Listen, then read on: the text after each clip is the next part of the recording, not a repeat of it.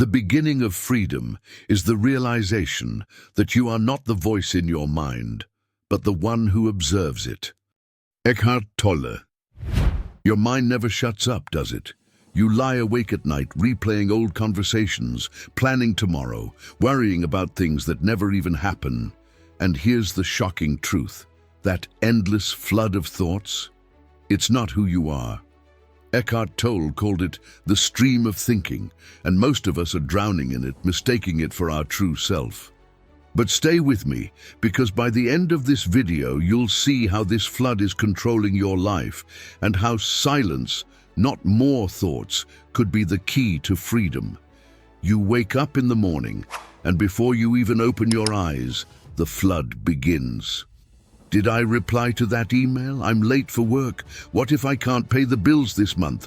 Why did I say that stupid thing yesterday? What if they're mad at me? What if I fail again? What if I never change?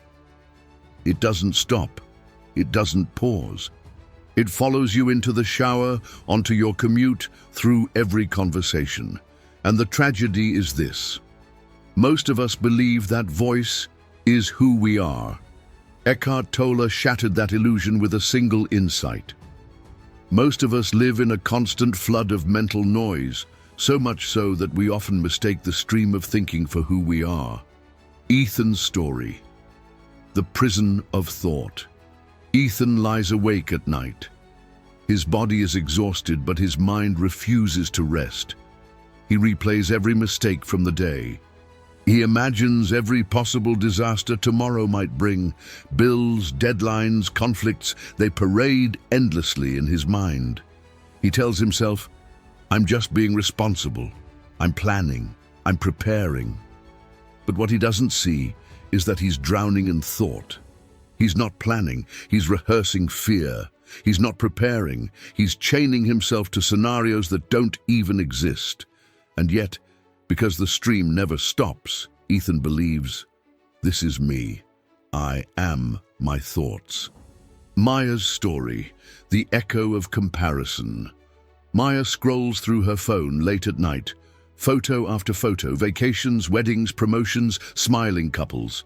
Her mind erupts. They're happier than me. I'm falling behind. I'll never have what they have.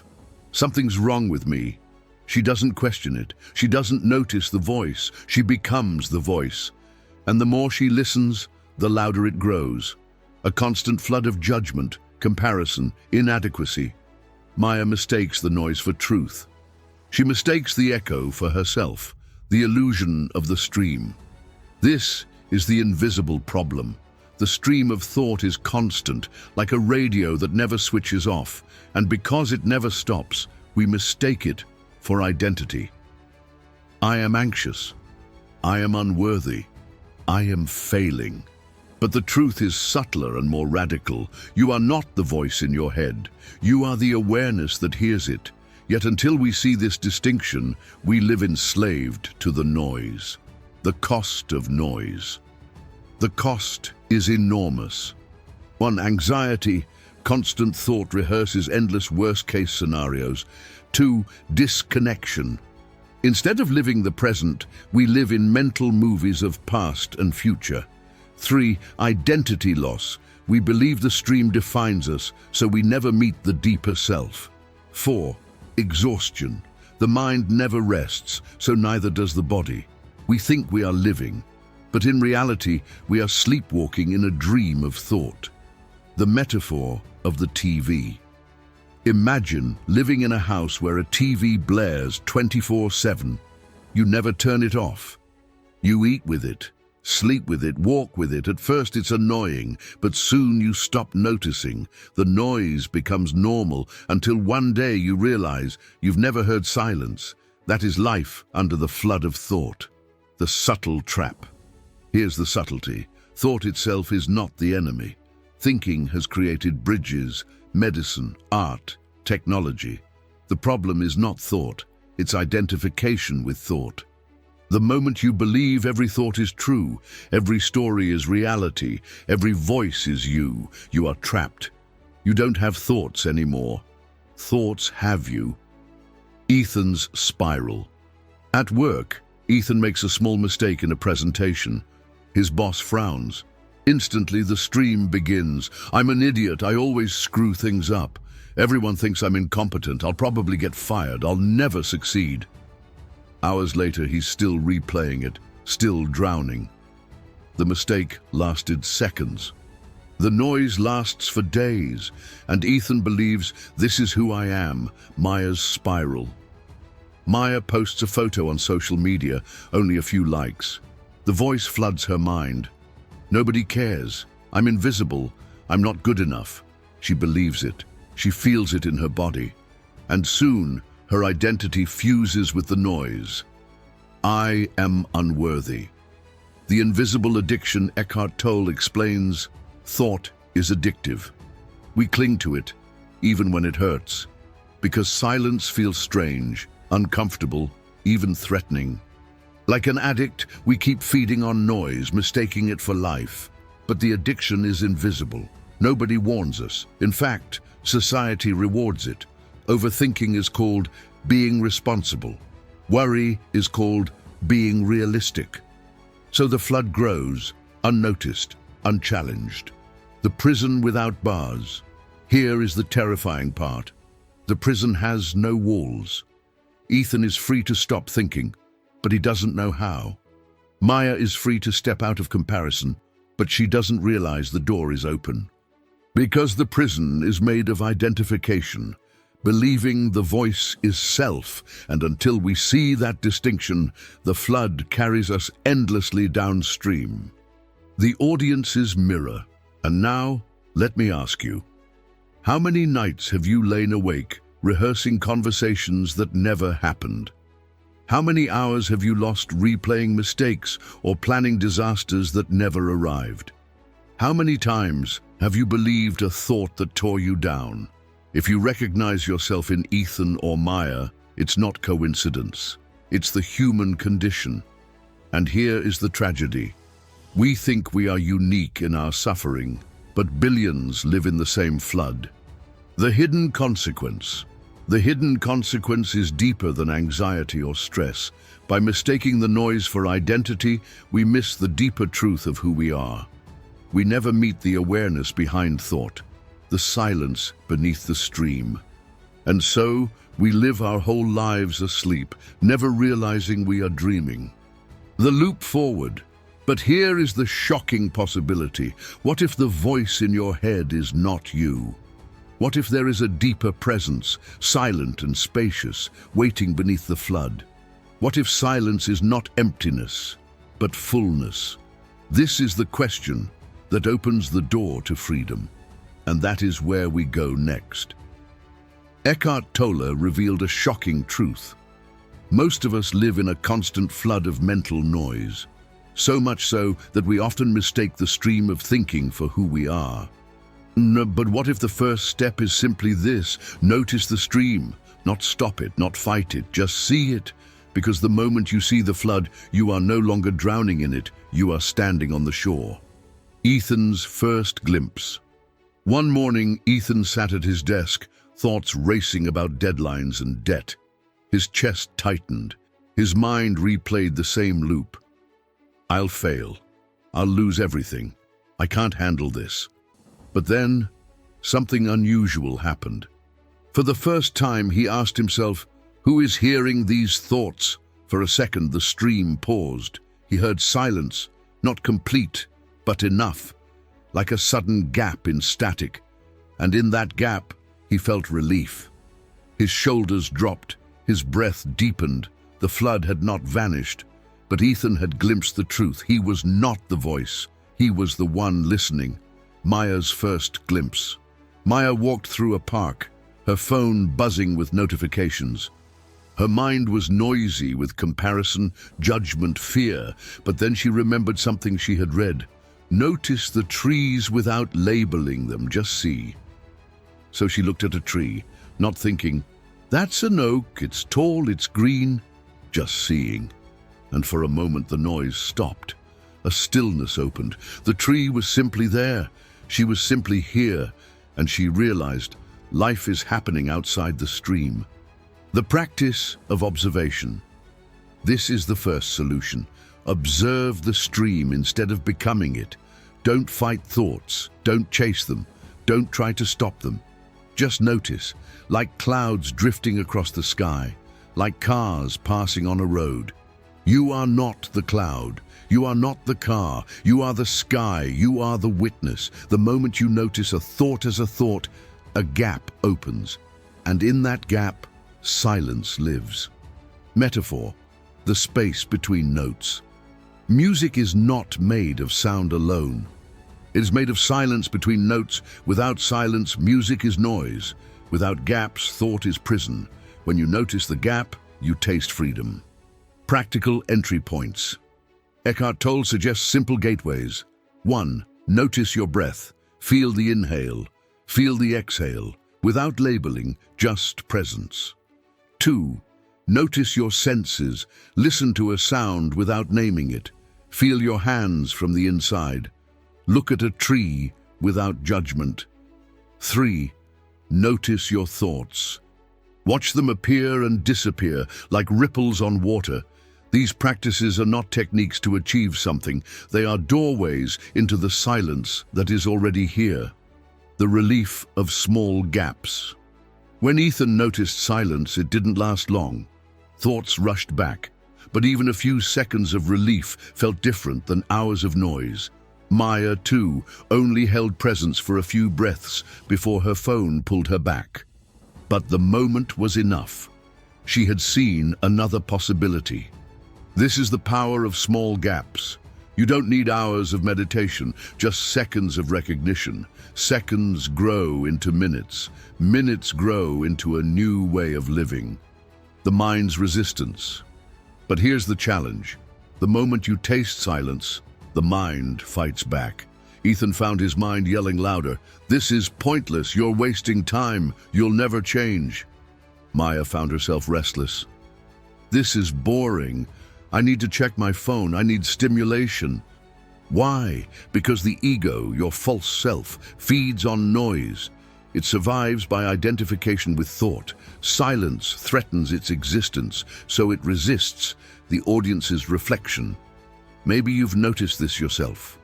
You try to sit quietly, and the mind explodes with noise. You try to watch your breath, and impatience creeps in. You taste stillness, but then feel discomfort. That's normal. That's proof you're on the path. Because noticing the noise is already a step out of it. The paradox of silence. Here lies the paradox. Silence feels uncomfortable at first, because you're not used to it.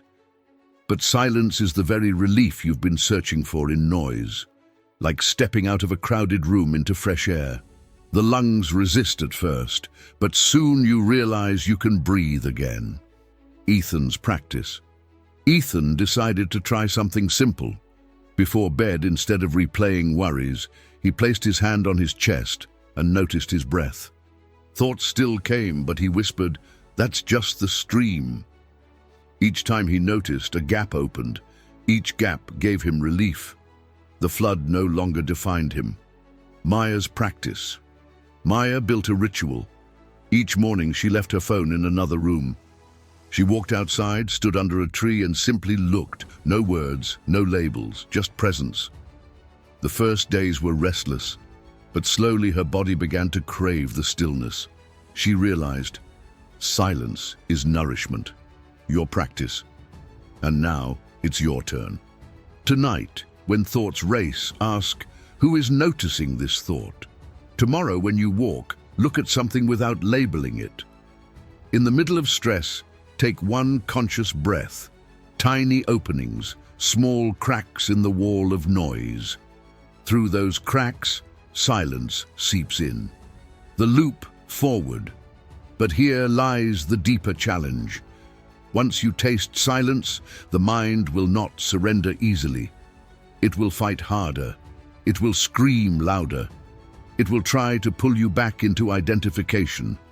And that resistance reveals the bigger problem, the ego itself, which is where we go next. Silence should feel like peace, but for most people, it feels like danger. Why? Because the ego, The false self built on thought cannot survive in silence. It needs constant noise, constant narration, constant identity, and the moment silence opens, the ego trembles. This is the bigger problem. Ethan's resistance. Ethan had begun practicing awareness. He noticed his breath. He tasted a few seconds of stillness, but soon a restlessness rose. This is pointless. I'm wasting time. I should be working. I should be worrying. I can't just sit here. His body twitched. His hands reached for his phone. Anything to fill the gap. The silence felt unbearable. Why? Because in silence, Ethan no longer had his usual identity, the anxious worker, the worried provider. And without that story, he felt lost. Maya's resistance. Maya, too, practiced presence under the trees. For moments, she felt calm. But then an emptiness crept in, a strange void. She whispered, "Who am I if I'm not my thoughts? What's left of me?" The silence frightened her. She ran back to her phone, to noise, to distraction, because silence stripped away her identity, the one that compared, judged, and sought validation. Without it, she felt naked. The ego's fear. Eckhart Tolle explains, the ego is a mental construct, a story made of memories, labels, judgments, and future projections. It says, I am my past, I am my problems, I am my successes and failures. But silence threatens all of that. In silence, the ego dissolves, and so it resists. It creates fear of stillness, discomfort in presence, restlessness in meditation. It tells you, you need me. Without me, you are nothing. But the truth is the opposite. Without ego, you are free. The addiction to noise. Think of noise as an addiction. Like a smoker who feels anxious without a cigarette, the ego panics without thought. So it keeps producing mental chatter, worry, judgment, comparison, planning, memory, anything to avoid silence. This is why silence feels so unnatural, because the ego has conditioned us to live in noise. The illusion of identity. Ethan believed, I am the anxious worker. Maya believed, I am the unloved, unworthy woman. These identities are painful, but they are identities. And the ego prefers pain to disappearance. So when silence threatens to dissolve those roles, the ego clings tighter. It says, at least I know who I am when I'm miserable. That is the deeper problem, the fear of losing even a painful identity. Metaphor, the noisy party. Imagine you've lived your whole life in a noisy party. Music blasting, people shouting. One day you step outside into silence. At first it feels strange. You hear your own heartbeat. You feel vulnerable. The quiet is overwhelming. So you rush back inside, back to the noise. Not because it's better, but because it's familiar. That is the ego's fear of silence, the psychological trap. The ego uses clever tricks to keep you trapped. 1. Doubt, this practice isn't working. 2. Restlessness, you don't have time for this. 3. Fear, if you stop thinking, you'll lose control. 4. Identity defense. Without your problems, who are you? Each trick pulls you back into noise. Ethan's breakdown. One evening, Ethan tried to meditate. For a few breaths, he felt calm. But then his mind screamed, you're wasting your life. You'll fail. You're nothing without me. He opened his eyes, sweating. He felt like he was disappearing. The fear was real, but it wasn't fear of death. It was fear of ego death. Maya's breakdown. Maya sat in silence one morning, watching her breath. She felt still, light, present. But then panic hit. She thought, if I'm not my thoughts, then what am I? Am I empty? Am I nothing? Tears filled her eyes. The silence felt unbearable.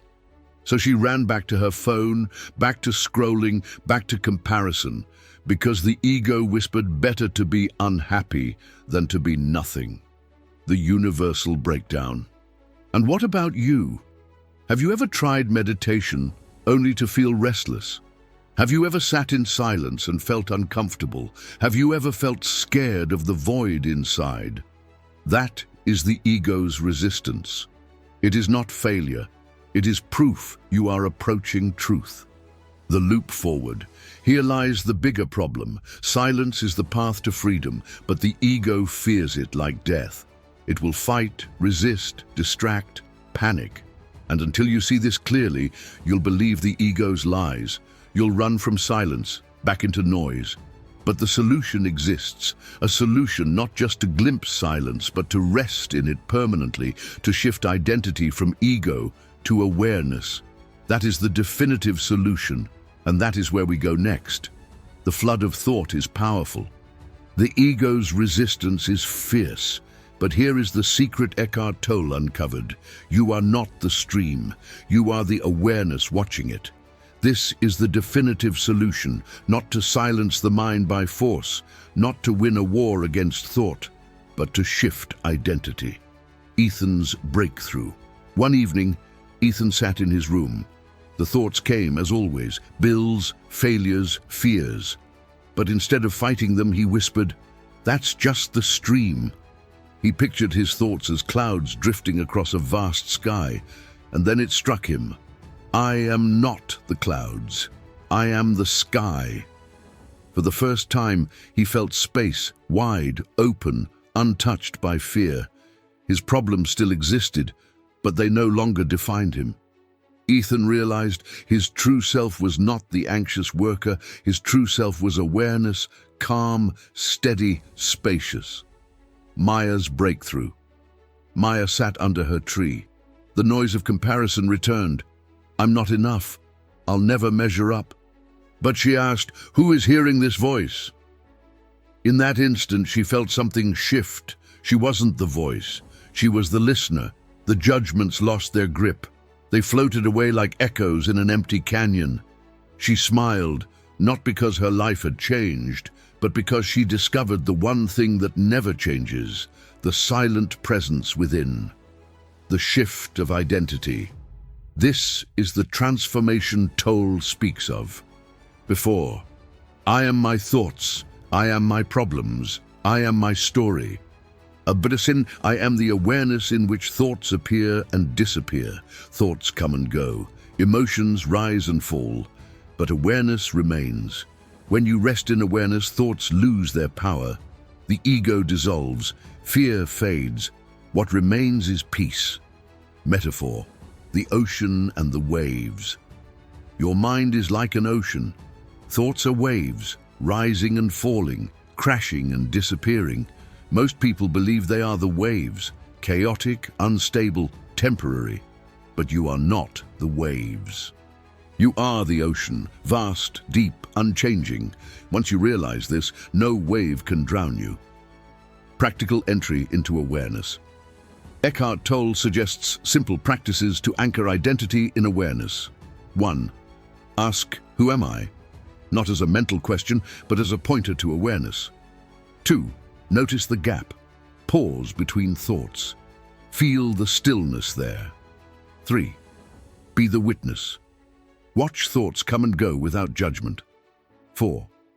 Anchor in the body. Feel the inner energy of your hands, your breath, your presence. Each practice points you away from identification with thought and back to the truth of awareness. The fruits of awareness. When you live as awareness, everything changes. Peace in chaos. Problems may remain, but they no longer control you. Freedom from ego. You no longer need to defend, compare, or prove yourself. Presence in life. You taste the richness of now, the tree, the sky, the breath. Love and connection. From presence, compassion flows naturally. This is not an escape from life. It is the discovery of life as it truly is. Your invitation. And now, the question turns to you. Can you step out of the flood? Can you dare to ask, who is noticing my thoughts? Can you rest in the silent presence that has always been there, before the noise, beneath the ego, beyond the fear? Because the truth is this: you are not your past. You are not your worries, you are not your thoughts, you are the awareness that sees them. The final realization: Ethan no longer fears his bills. Maya no longer fears her loneliness, not because the external world changed overnight, but because they changed inside. They discovered that silence is not emptiness, it is fullness, not loss, it is freedom. And now, it is your turn. Close your eyes, take a breath, watch a thought appear, watch it fade, and in the space that remains, feel the truth. You are not the thought, you are the awareness, and awareness is peace. If you are still here, it means you didn't just listen to words, you tasted presence. Eckhart Tolle teaches that awakening does not happen in the future. It happens in the instant you realize, I am not my thoughts. I am the awareness that notices them. By staying with this video until the very end, you have already proven that you are capable of watching the mind without being consumed by it. That, in itself, is presence. Now let's anchor this moment with simple rituals, gestures that may look ordinary, but become powerful when done consciously. When you like this video, don't just click. Pause. Feel your breath. Be aware of the movement of your hand. Let this act remind you, I choose presence over noise. When you subscribe, see it as planting a seed in the fertile ground of awareness. Every future teaching you receive will not just be more information, but another reminder to return to the now. And in the comments, write the words, I am not my thoughts. Type them slowly, feel them as truth. Let the act of writing become meditation. Each letter is a step out of the flood and into silence. This is how we bring presence into even the smallest actions, not as something we do, but as who we are. Because you are not the stream, you are the awareness behind it. And awareness is freedom.